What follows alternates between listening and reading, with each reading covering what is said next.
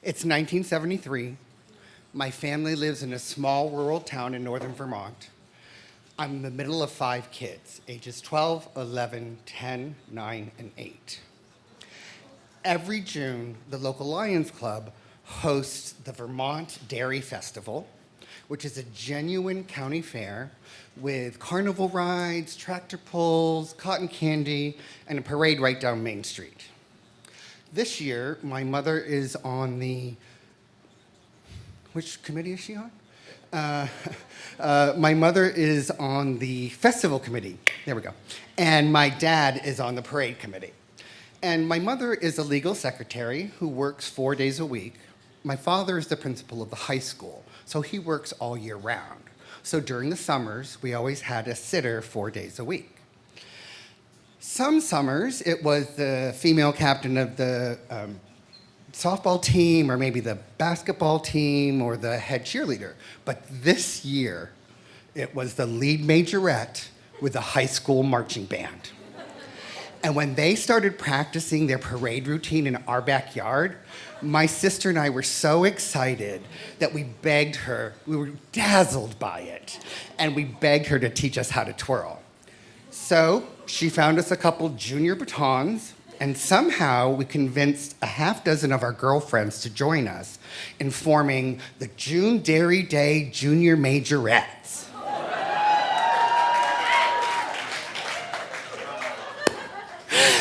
So it's the night before the parade, and somehow my father doesn't know that my sister and I are going to be in it. So my sister and I grab our batons, and we do a little pre-show for my parents right there in the living room. Well, the longer we twirled, the redder my father's face got, until he exploded with, "No son of mine's going to march down the middle of Main Street twirling a goddamn baton," and yanked it out of my hands.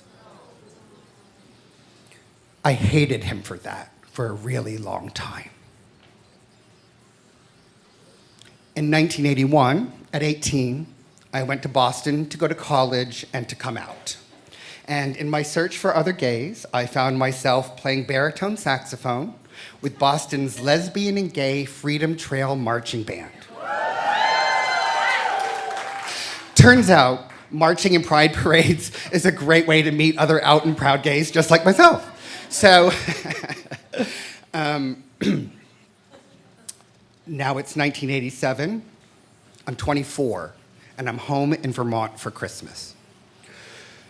My father comes down the stairs one morning, he makes 2 cups of coffee, and he hands one to me as he sits on the sofa bed right next to me.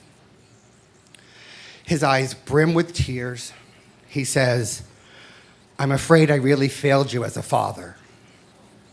And through those tears, he confessed that from his principal's office, he could hear in the lobby the other boys taunting me and calling me names.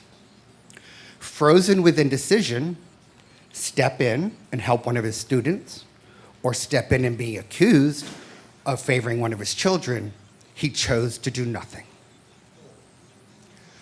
He's regretted that moment ever since, and sobbing, asks if I can ever forgive him.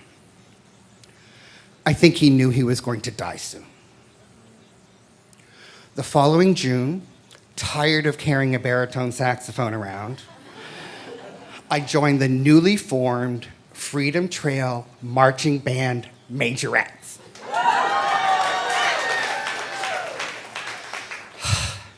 A few days before Pride, my mother called me to tell me that my father had died and to come home. And it wasn't until we were leaving the church after his funeral, and the front lawn was filled with students and faculty and alumni, that I finally got to see my father through other people's eyes. Scores of people who respected, admired, and even loved their high school principal for the positive impact he had on so many lives. Later, alone at his gravesite, I said the first thing that came to my mind, something I'd never said while he was alive. "Daddy, can I get a hug?" I swear I felt his arms wrap around me, and a wave of understanding, compassion, and forgiveness washed over me. I took a bus back to Boston the next day, and that night at dress rehearsal, it was apparent quite quickly that I was not in parade performance form. Realizing that, I dropped my baton and I started to cry.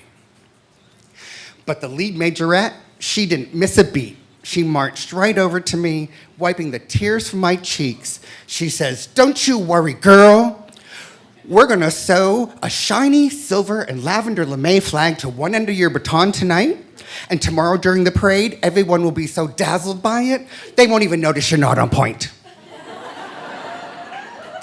So at 25, with immense pride in myself and the freedom that comes with forgiveness, I finally got to march down Main Street twirling a goddamn baton.